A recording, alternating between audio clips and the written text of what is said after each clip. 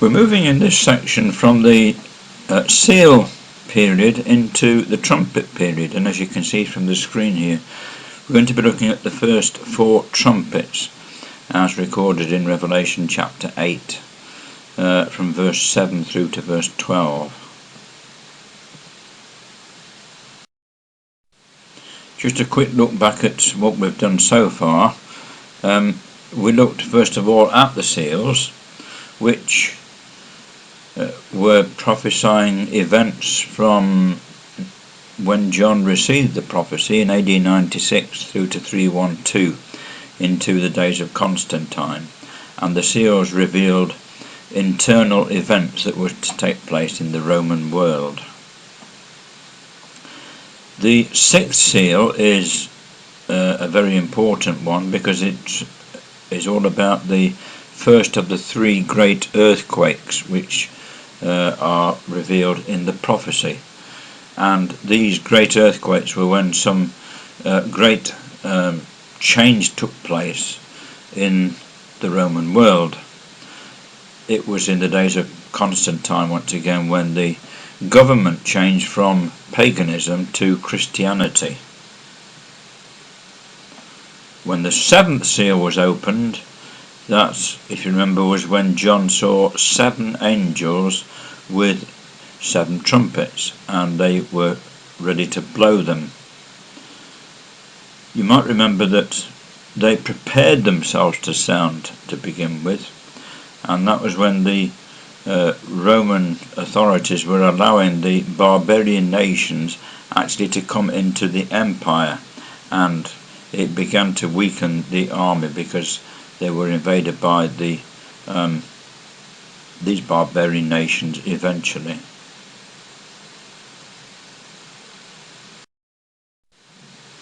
We might ask the question, why do we change the symbol then? Why did the prophets change the symbol from seals to trumpets?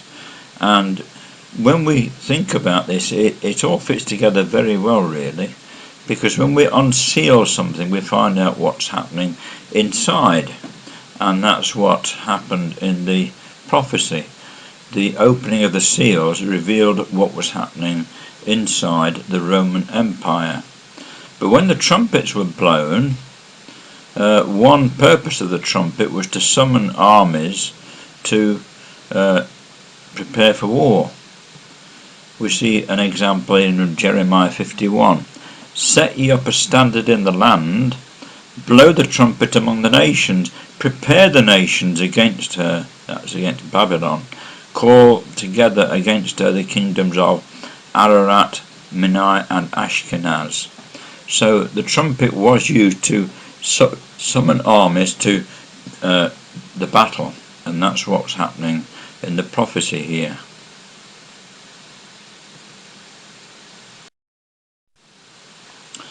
The historian Gibbon, in his book Decline and Fall of the Roman Empire, he identifies 4 main events which brought about the collapse of the western part of the Roman Empire, and that is what we're considering here in this trumpet section. So first of all, he said it was attacked by the Visigoths, which is the first trumpet, then the Vandals, which is the second trumpet, the Huns, the third trumpet, and finally the Ostrogoths, which brought about the collapse of the empire in the west.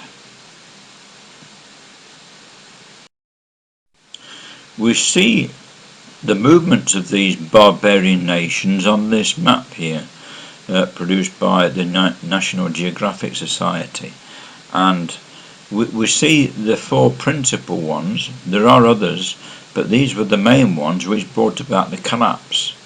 First of all, the Visigoths, and we can trace the red line there through into Italy, and eventually they settled down in Spain. And then we've got the Vandals. They attacked from the north there, and they went down into northern Africa, and they attacked the empire from that standpoint. The Huns, they marched across Europe, and they once again attacked the western part of the Roman Empire. And finally we've got the Ostrogoths, who finished the job off, as it were.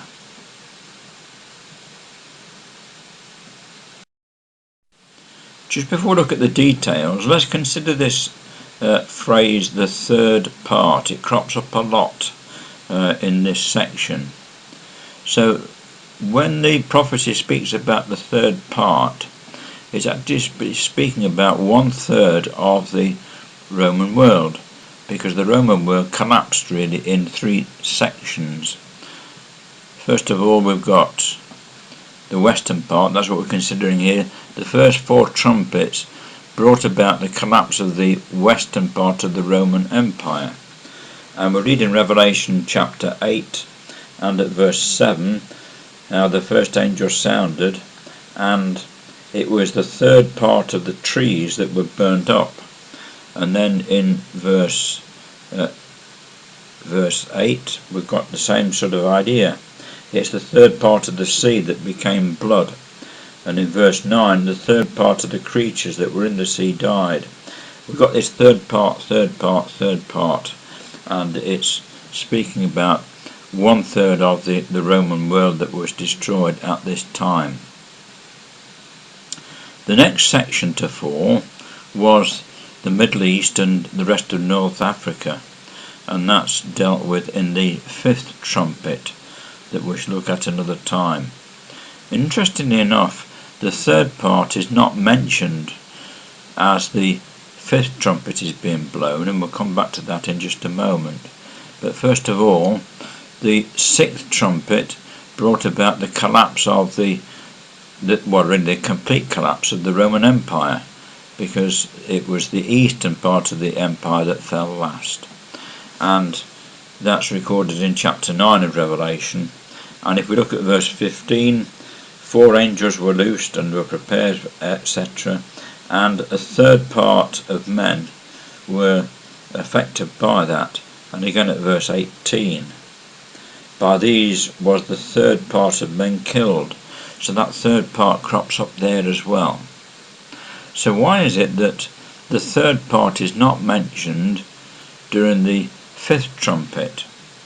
And one possible explanation of that is, when we consider what happened during that 5th trumpet period, it was the Arabs that were unstoppable at that time.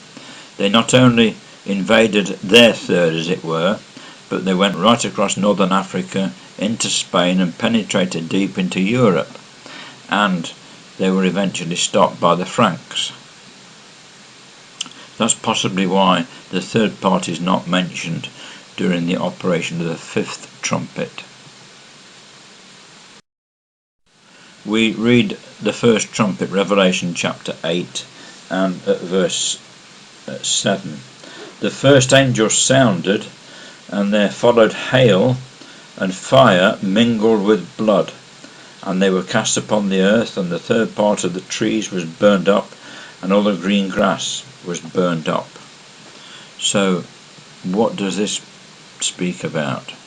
Let's just say first of all, it was the Visigoths that we saw was the first of these barbarian nations to bring about the collapse of the Western Empire.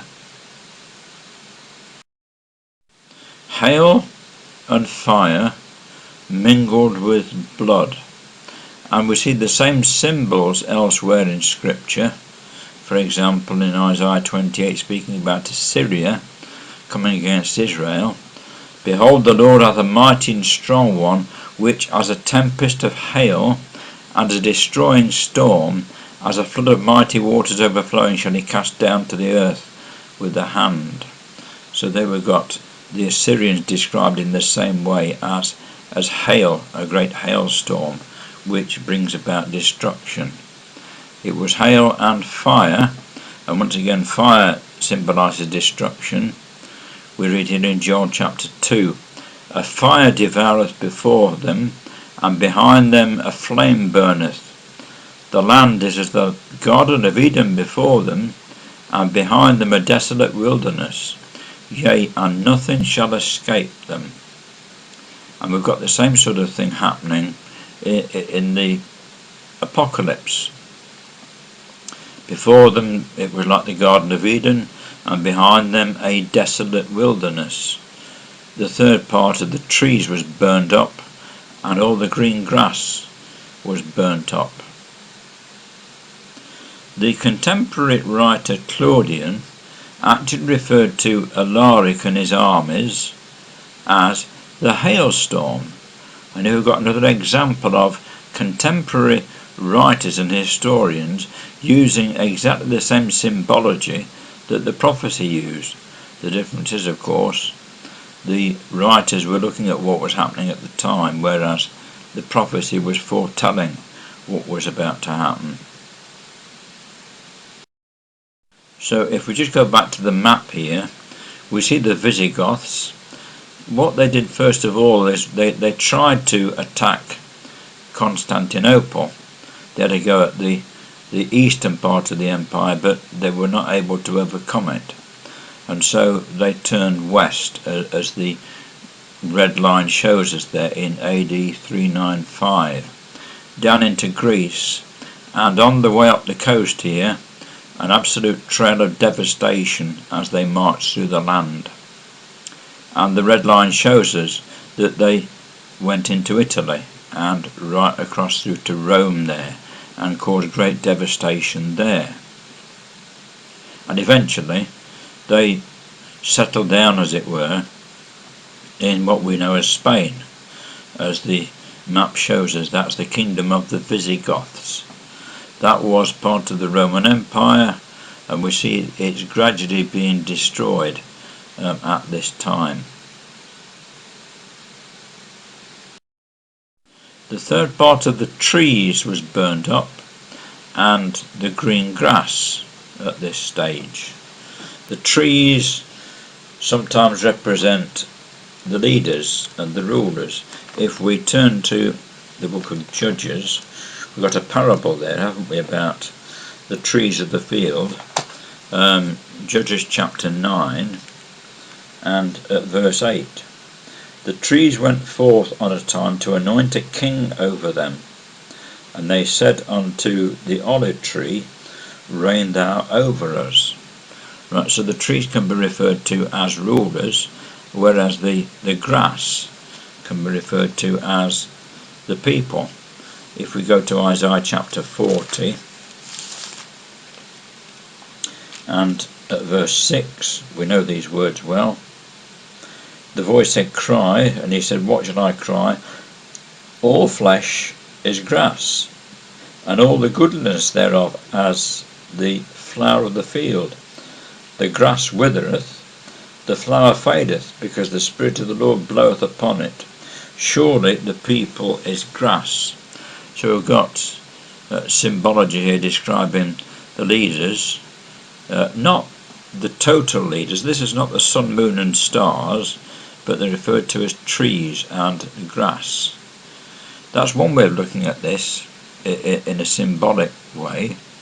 We can also see, if we look at the areas that were devastated at this time, there were actually areas where there was a lot of trees and grass.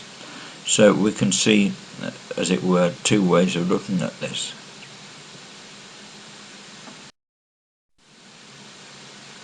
The Chronicle records here, 24th of August 410, for 3 days German hordes have roamed the streets of Rome, burning and pillaging the greatest city in the known world, under their leader King Alaric. A quick look at the details of this. 408, Rome besieged, and there was dreadful famine in the city at that time. As we say here, the first time for over 600 years that Rome had been attacked. It was so bad, similar to the siege of Jerusalem by the Romans. It's almost as though the Romans are getting a taste of their own medicine here. The inhabitants eat the flesh of those who die. Eventually Alaric accepts a ransom to retreat, which he does, for a while, but the negotiations for peace fail, and in 409 Alaric is back at the gates of Rome once again. 410 the city falls, and the Goths are in there plundering the city for 3 days. But it was the same year that Alaric died, and after that the Goths retreated, and as we've seen already, they eventually settled down in Spain.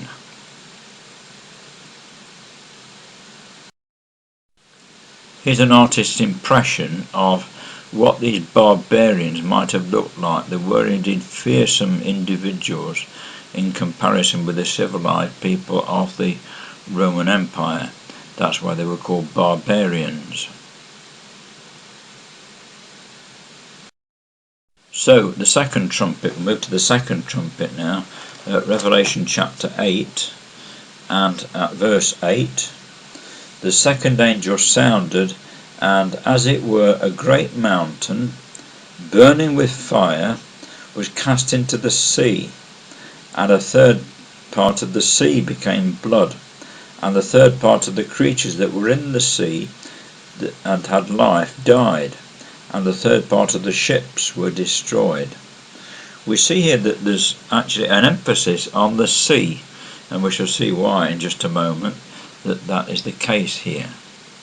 So this is all about the Vandals attacking the western part of the Roman Empire. A great mountain, and is another symbol that is used elsewhere in Scripture for leaders and rulers. Behold, I am against thee, O destroying mountain, saith the Lord, which destroyest all the earth, and I will stretch out mine hand upon thee. So we've got an example in Jeremiah here, the same sort of symbology that we've got in Revelation 8 verse 8. This mountain, that it was burning with fire once again, and fire, as we know, is a symbol of destruction.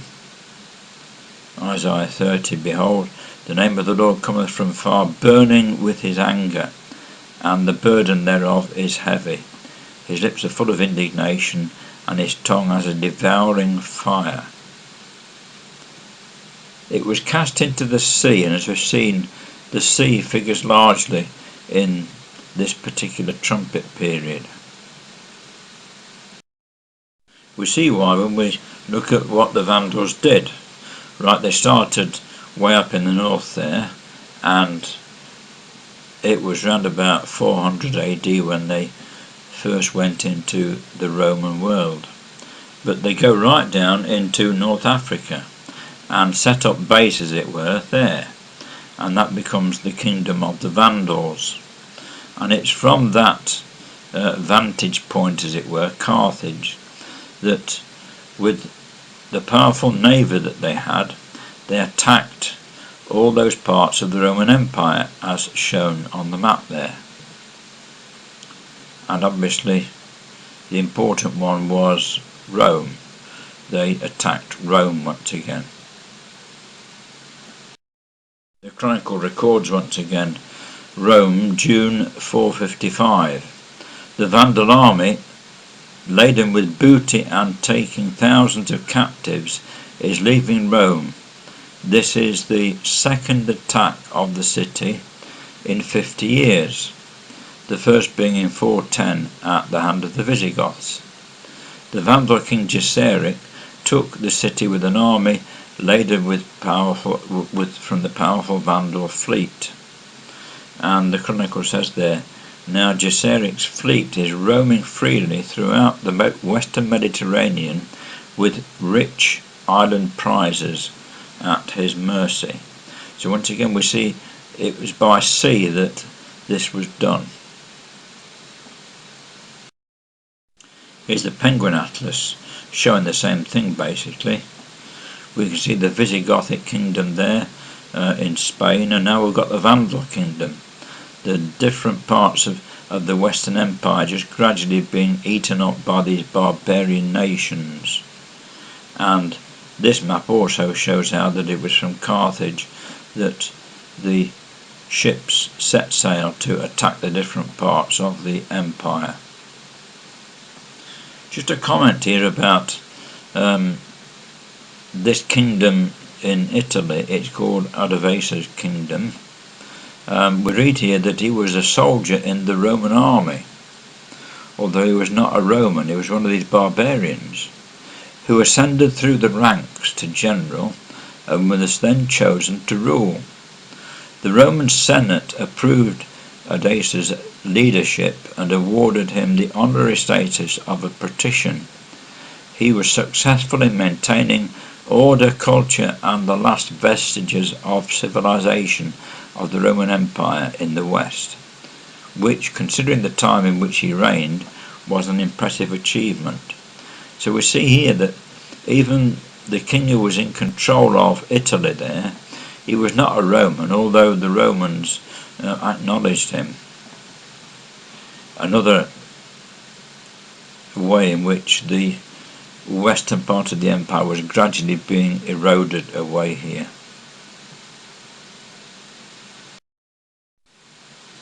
So it was a great mountain burning with fire that was cast into the sea, and a third part of the sea became blood. So we've got obviously destruction and warfare and loss of life. Gibbon describes it, he says, Genseric animated his daring Vandals to embrace a mode of warfare which would render every maritime country accessible to their arms. So we come to the third trumpet now, chapter 8 and at verse 10, where we read, "The third angel sounded, and there fell a great star from heaven, burning as it were a lamp, and it fell upon the third part of the rivers and upon the fountains of waters. And the name of the star is called Wormwood, and the third part of the waters became wormwood, and many men died of the waters, because they were made bitter." So here we got an attack by the Huns led by Attila. So we see it's the green line this time. We've put number 3 there because it's the third trumpet, where Attila marched right across Europe there. He was absolutely unstoppable. He was victorious until he arrived here at Chalons, where he was defeated for the first time. And we begin to see what the symbology is about. It was a star falling from heaven, and of course we get the same idea here in Isaiah chapter 14, this well-known example. "How art thou fallen from heaven, O Lucifer, son of the morning? How art thou cut down to the ground, which did weaken the nations?" So this idea of a star falling from heaven is describing a ruler who has been very great, very victorious, but is now falling in power. And that's exactly what we see when Attila attacked the western part of the Roman world. We read here, "The king of the Huns who invaded the Roman Empire with an army that included Franks, Vandals and Ostrogoths. He was practically unbeaten in Europe until the Battle of Chalons in 451, when his forces were annihilated by the son of Theodoric." It's a Cambridge Medieval History who puts it this way: "The empire of Attila was of too ephemeral a nature to be crucially dangerous. His attack on the west was like the passing of a transitory meteor." So the history books using once again the same symbol as the prophecy. Medieval history continues, "But the meteor was not yet exhausted, and Italy had to feel in 452 what Gaul had experienced in 451. Attila marched from Pannonia and over the Julian Alps, and it mentioned there a number of places that were attacked and decimated. But if we look to second part of that quote. It says, it remained one of the problems of history why the Huns refrained from attacking Rome and retired instead to the Danube. His troops, after all, were suffering from famine, and an Italian summer was infecting them with fever. So here we see once again this star that was falling when it attacked the western part of the empire, and he never actually got as far as Rome. He retired from doing that. We see some of the places here mentioned on that last quote, and we can see the area that he operated in, really. It was where all the main rivers of this part of Europe had their fountain, to quote the prophecy. In other words, where the spring was which started the river off. And it was this area that Attila and his armies attacked and decimated the rivers and fountains of waters. So once again we can see a literal aspect here, as well as a figurative one. We say, well, why apply some detail literally, like rivers and fountains of waters, but other in symbol, i.e. a burning mountain falling to the earth? And this is the way that prophecy is. We consider a very well-known example of prophecy, the Olivet prophecy by the Lord Jesus Christ. And there it is, as recorded in Luke chapter 21. There shall be signs in the sun and in the moon and in the stars. That is symbol. Upon the earth distress of nations with perplexity. That is literal. The sea and the waves roaring, and that represents the nations. It is symbol once again. Men's hearts failing them for fear. That's literal. The powers of heaven shall be shaken. That is once again symbol. And then shall they will see the Son of Man, literally, coming in a cloud, but not a literal cloud. And then we've got a symbol again. He will come with power and great glory, literal. So prophecy is like this. It's not all in symbol. It's a mixture of symbol and literal things. And what we have to do, of course, is to try and sort out which parts are symbolic and which are literal. Brother Robert says here, figuratively, he, that's Attila, made the waters of public and private life bitter everywhere, with fatal effect to the drinkers. Wormwood was an appropriate name for the agent of such effects. So there's the verse which it mentions wormwood twice, and the waters were made bitter. We can see how the waters were made bitter. Life was made bitter for the people who lived in this area. He imposed monumental taxes on the people in the Roman Empire. At one stage he actually demanded half the entire region of the empire, and when this was refused, he laid siege to and destroyed many cities, and loss of life was great. So we see how Attila behaved at this time to make life bitter for the people. That word wormwood is the Greek absinthos, and actually means bitterness. Interestingly enough, there is a river of the same name in the region of Illyricum where Attila ruled.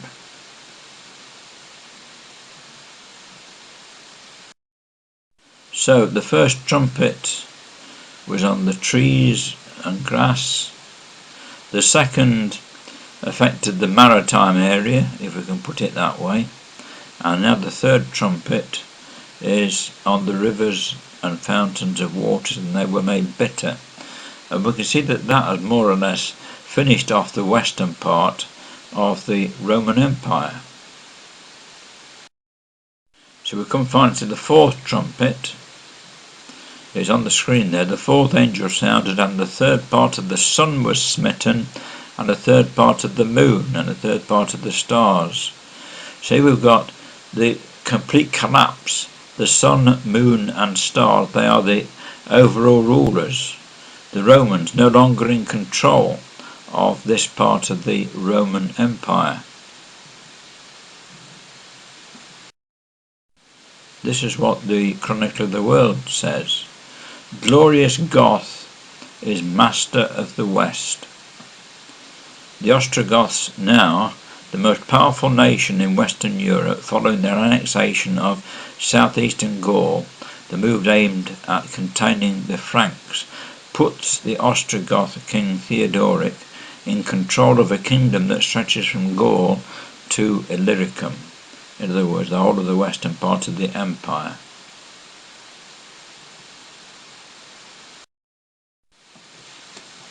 Here we see the Penguin Atlas of world history, recording events at this time. We note we've got the kingdom of the Visigoths. That was the first trumpet. We've got the Vandal kingdom. That's the second trumpet. And now we've got the Ostrogothic kingdom, the fourth trumpet. The Visigoths, by the way, are the Western Goths. The Ostrogoths are the Eastern Goths. But we say, what about the other trumpet?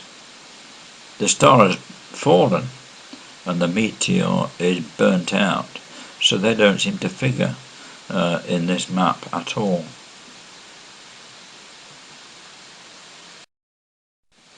We see two maps there, once again from the Penguin Atlas of world history.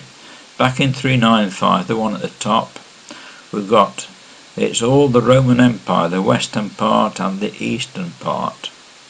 But the map below, at 526 AD, the eastern part of the Roman Empire is still intact, but the western part, why, it's gone. It's been destroyed completely by these barbarian nations.